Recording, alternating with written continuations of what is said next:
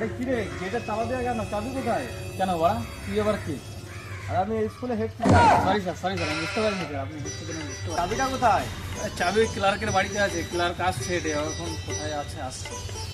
ওই বালটাকে তাড়াতাড়ি ডাক। ওই যে আসছে স্যার, আসছে, মালটা ওই যে আসছে। ওটা কে? এটা হচ্ছে আমাদের স্কুলের নতুন হেডমাস্টার, নতুন টিচার এসেছে আজকে। ও সরি সরি। তো হাফ প্যান্ট পরে মগ হাতে নিয়ে কোথায় গেছিলিস? চাবিটা কয়? চাবিটা দে। স্যার আমি মাঠে গেছিলাম হাঁকতে। কেন বাড়া, বাড়িতে বাথরুম নেই? মাঠে গিয়ে হাঁকতে হবে?